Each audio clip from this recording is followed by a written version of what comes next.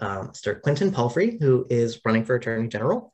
Let me just put you spotlight for everybody. Wonderful. Well, thank you so much for having me. It's such a pleasure to be back in Salem. My first job after college actually was working as a constituent services representative for John Tierney right after he was elected in 1997. So coming back to Salem is always a little bit of a homecoming for me. So I'm Quentin Palfrey. I'm a Democrat running for Attorney General. It's nice to see so many friendly faces. I was the 2018 Democratic nominee for Lieutenant Governor. I really appreciate all your support. As a former Assistant Attorney General, I've seen firsthand how much impact the AG's office can have on people's lives. I was the first chief of the healthcare division. So I was there at the time that we were implementing Massachusetts health reform law. We worked really hard to try and make sure that everyone had access to high quality, affordable health care. I sued some big insurance companies that were taking advantage of Massachusetts residents during that critical time. And I've had a chance to see firsthand how much impact the office can have. I also had the great honor to serve as the senior advisor for jobs and competitiveness in the White House under President Barack Obama. And on day one of the Biden-Harris administration, I joined as the acting general counsel of the Commerce Department. So I led a team of several hundred lawyers and helped to launch the Build Back Better agenda and also to disentangle some of the mess that we inherited from the Trump administration in the US Census. It's been a tough few years. There was a cruelty to the Trump administration, ripping apart families and putting walls between us and our neighbors, trying to knock tens of millions of people off of health insurance. And there was this attack on truth and science and our democracy. And it's been a real relief to have some sanity in the White House and narrow majorities in both houses of Congress. We've made a little bit of progress. On day one, President Biden rejoined the Paris Climate Agreement. For a while, we had the child tax credit that was cutting child poverty in half. I think that the infrastructure bill that was passed a couple months ago is going to have a big impact on places like Salem with transportation and jobs and a transition to a clean energy economy. But Washington is broken. And I think we'd be foolish to look to Congress for the solutions to the really big problems we face.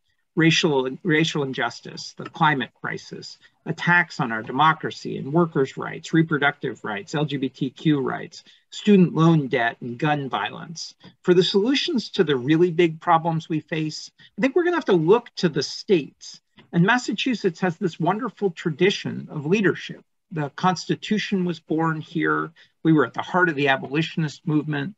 We led the way on equal marriage. We led the way on universal access to healthcare. And I think Massachusetts needs to lead again. And the AG office has been a really big part of that leadership, fighting back against the Trump administration, joining with other states to fight back against big banks and insurance companies and pharmaceutical companies. As the people's lawyer, the AG can bring consumer protection cases against predatory lenders, against scammers, against pharmaceutical companies like the Purdue Pharma and the Sackler family that lied to us and brought us the opioid crisis. The AG can bring much needed urgency to the fight against racial injustice. The murder of George Floyd and the Kyle Rittenhouse verdict are just the most recent reminders that there are two justice systems in America. And we imprison too many people for too long, for doing too little. Race has too much to do with who ends up in the criminal justice system. The AG can also bring much needed urgency to the fight against the climate crisis, which is going to determine what kind of a life our grandchildren and our great-grandchildren live. The AG can fight back against attacks on workers' rights with wage theft, with Uber and Lyft trying to misclassify workers and take away their benefits. Roe versus Wade is hanging on by a thread in the US Supreme Court and in states all over the country. LGBTQ rights are under attack. On the issue I've spent a lot of my career on, the issue of voting rights, I founded a national nonprofit called the Voter Protection Corps. We just recently saw President Biden did everything he could. On Martin Luther King Day, he went down to John Lewis's hometown, tried to call on Congress to amend the filibuster, to move forward some sensible election reform. He was blocked by Mitch McConnell, by every one of the Republican senators, by Joe Manchin and Kyrsten Sinema. So if you think about who's going to solve the attacks on our democracy, I think you're going to have to look to the states. And Massachusetts has a big part in that. So I'm proud to be running for AG. I would love to earn your support in this month's caucuses, in the convention, and the statewide primary. I want to build a truly grassroots campaign that respects and empowers and includes people all across the Commonwealth. You know, when I thought about running for office a few years ago, it was right after the awful events in Charlottesville. Since then, we've seen children in cages. We've seen collusion between the Oval Office and foreign powers. We've seen an armed mob storm the Capitol as Congress was in the middle of its most sacred duty to usher in a peaceful transition of power. And I think we need to ask ourselves, what are we going to tell our children and our grandchildren that we did in this moment when our American values were so obviously under attack? And I want to be able to say we stood up and we fought back and we pounded our fists on the table and we screamed till we were hoarse that this isn't the kind of America we want to live in. So I'd love to have your support, and I want to join with you to build a grassroots movement from Salem to the Berkshires to take back our democracy and lead on the issues that affect us every day. So I'm Quentin Palfrey. I'd love to have your support. I hope there's a little time for some questions and some discussion.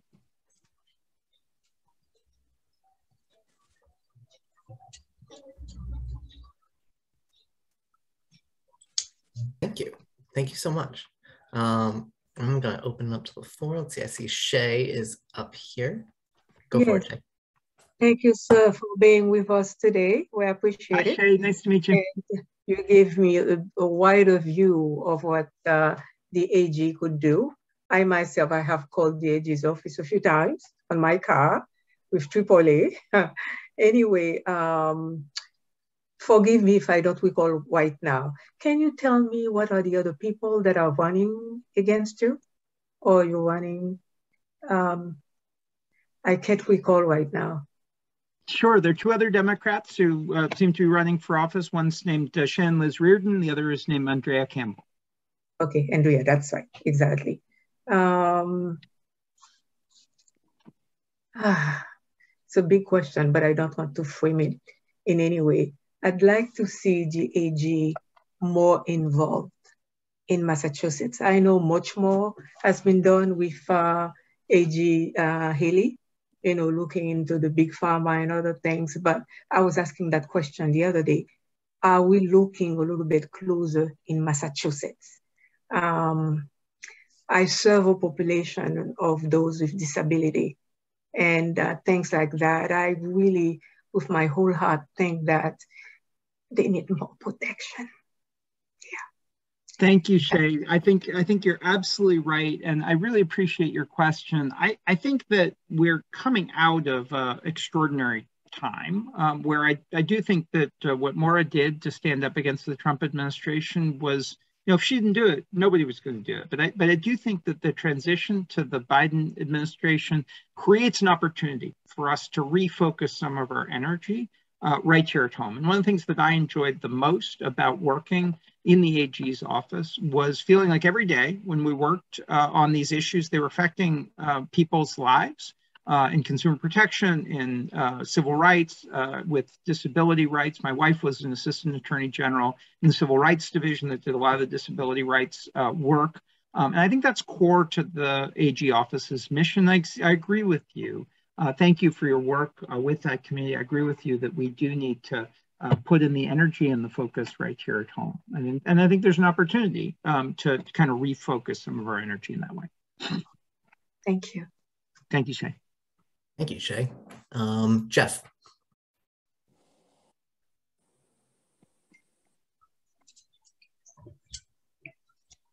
Thank you, and thank you for coming, Quentin. I actually campaigned on the Tierney campaigns going back to '96. I have a question about the climate crisis. Maura Healey's been terrific about suing the large fossil companies and getting the federal government to, you know, pay attention. But there was an announcement last week about how ISO grid, the grid for New England, went back on their word. Maura Healey spoke about this in a statement and is really jeopardizing our ability to combat the climate crisis by continually to subsidize the fossil companies and not to give enough to the renewables like solar and wind. And not that you have been waiting for this question, but I'm hoping that you'll have something to say about that and some of the other things that we can do as a state to get back on track. Yeah, thank you. That's a really important question. So the way I think about the climate crisis, first of all, is it's an existential threat that needs to be at the forefront of our efforts. And when Biden came in, on day one, he issued an executive order, which was sort of went out to every agency and said, look, this has to be a core affirmative priority of the administration. I think that's the way that we should think about it, which is that it's not one thing. It's not like, well, you've got the environmental division, and they should sue some polluters, and that's important. It's got to be something that's integrated across the entire office. It's got to be a priority when we're thinking about clean energy. It's got to be a priority when we're overseeing utilities. It's got to be a priority when you think about environmental justice and the racially disparate impacts of the climate crisis. It needs to be something where it's sort of part of what you're trying to accomplish in every activity, and also something that you prevent your clients, to the extent that we're representing parts of the Commonwealth, from being part of the problem. And I think that there's also a real opportunity to use the office as a bully pulpit. So 2 days ago, I was down with the protesters at the Plymouth nuclear plant. They're trying to release wastewater from the Pilgrim plant into the Cape Cod Bay. Terrible idea. It's going to be horrible for the environment. It's going to be horrible for the fisheries. And yet, we actually need to stand up and fight back, because it's going to happen if we don't stop it. Today, Josh Cutler, the representative from Duxbury, had a bill to try and get the legislature to put an immediate halt to it. But you got to be out there literally with the bullhorn in your hand saying hell no. And I think that, I think that's part of the AG office's role as well, is to do the things you can do kind of within your own powers. But it's also to use the platform of the office to be a voice of moral authority on things that we care about. And the climate's got to be one of the main pieces of that. Racial justice. I do have a follow-up question, just real brief. Yeah. To go along with your using it as a pulpit, as part of standing up for the environment.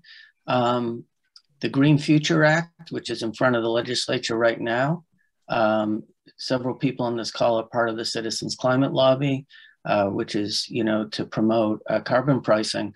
But the Green Future Act, which is going to be voted on in May, is actually the best way to merge environmental and social justice. Really benefits communities like Salem, which is an environmental justice community, and really has a lot of things about getting us back to meet the targets we have. So hopefully you'll consider and support the Green Future Act in your campaign. Thank you, Jeff.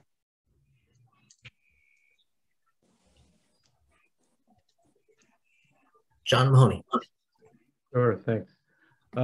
Quentin, I'm not sure how to phrase this question quite right, but it's my perception that Commonwealth Attorney General, you're going to go to bat for me when I have a trouble with National Grid, or I have a trouble with Visa or something like that. Who are going to be, who do you perceive as being the big bad guys that you want to go after? Because I'm sure there's plenty. So thank you. So I mean, I think it's a great question, right? Because I actually think that we have an economy that doesn't work very well right now. We've got an economy where, the rich and the very, very rich are getting way richer, and everybody else is not. And income inequality, wealth inequality have kind of gone like this over the last couple of decades. And as a result, there's a whole bunch of areas where workers and consumers and communities of color need champions, right? And so we actually do need the AG office to be a forceful voice for income equality, and consumer protection and workers' rights. And so I do think that you've got to take on big banks when they're engaged in predatory lending. I think student loan issues are a big deal there. I think some housing issues and rental issues are a really important issue. I've seen some really bad misconduct by pharmaceutical companies, and the Sackler family and the Purdue Pharma issue, is front and center, but there's a long tradition of some really bad conduct by pharma companies. I've seen some really bad conduct by insurance companies. I think, right now we see some of these gig economy companies, Uber and Lyft, bringing, this ballot initiative to try and change a law that they couldn't change through the legislature. They're trying to change it by pouring millions of dollars in deceptive advertising into this electoral cycle. So I think we ought to fight against that. I think that there's a lot of really important issues in the digital space where we got to make sure that some of the technology companies are being responsible and using our data. I mean, what consumer protection looks like in 2022 is a lot different from what it looked like in the 1980s or something. A lot of it happens online. We got to be aggressive with that, and disinformation is distorting our whole democracy. So we got to take on some of those issues. So there's no shortage of sort of consumer protection, workers' rights issues for us to take on. We do have to choose our battles a little bit, but I think to an earlier point, I do think that even if we're focused, and we should be focused, on the issues that affect Massachusetts residents, we've seen AGs use a new toolkit over the last decade and a half, which is these multi-state actions. So if you want to take on a really big bank, if you want to take on a really big insurance company in your one AG office, it's a little bit hard. You make a demand to them, they fight back, they lawyer up, they've got an army of lawyers. You say, I'm going to sue you unless, they say, yeah, bet you are, but you've only got, a few lawyers. You do that, that's the only thing you're going to do this year. So what we tend to do now, when we're taking on the really big defendants, is we say, okay, but we're going to be there, and New York's going to be there, and Pennsylvania's going to be there, and Washington State's going to be there, and California's going to be there, and you're going to have to deal with all of us, and we actually can bring litigation against you. And then all of a sudden your leverage in those negotiations is a lot different. So I do think that even when you're focused on issues that are kind of bread and butter consumer protection issues, you can do it a lot more effectively if you can stand shoulder to shoulder with some like-minded states. And so I think we should be using that tactic. And I think Maura's done it really well. But there is kind of now this evolving playbook.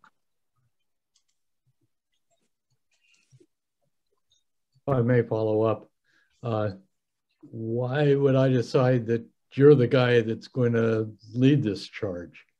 Well, thanks for that question, John. I mean, look, democracy is wonderful. I love primaries. You should make your own decisions. But I will say, I think that it's really helpful to have the experience. I think it's helpful for the AG to be somebody who knows the AG office, who's been in a leadership role there, and who's led teams of government lawyers. So in the Commerce Department, I led about 400 lawyers, roughly the same scope as the enterprise that we'd be taking on here.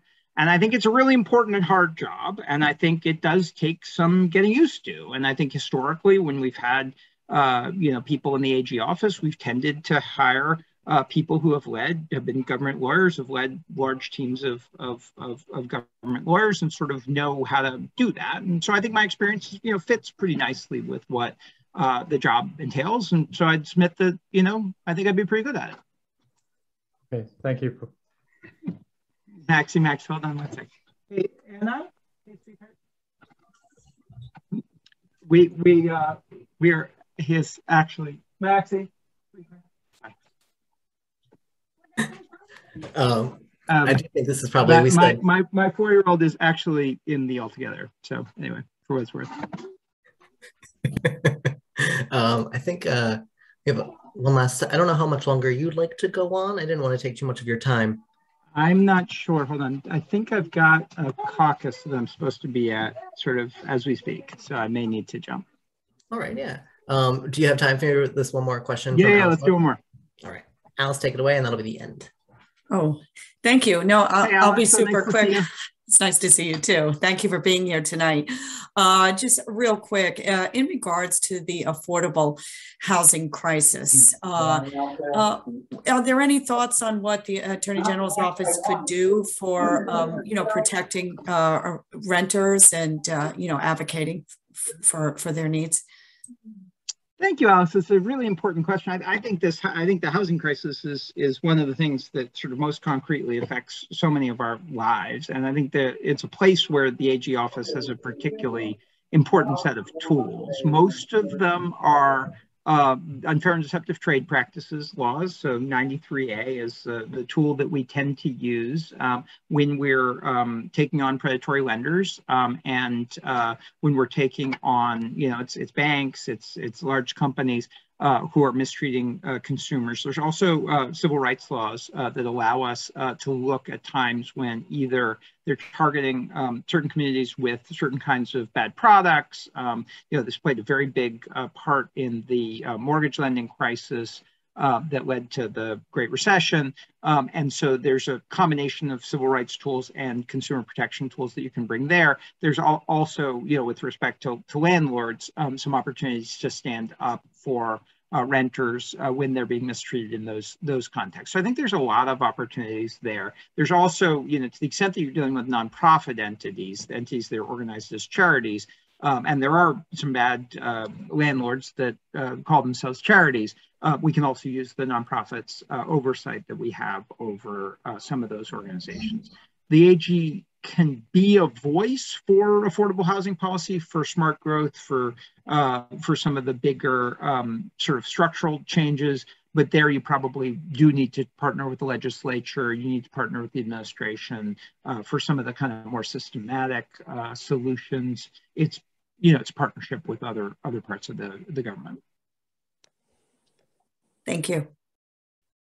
Thank you, everybody. It's so nice to be back. Would love to stay in touch. We'll put our website, it's www.quentinpalfrey.com. Love to get you involved in our campaign. I'd be honored to earn your support at the caucuses. And I really appreciate you taking the time. Thank you so much for joining us, Quentin. It's a pleasure. Yeah, thanks for having me.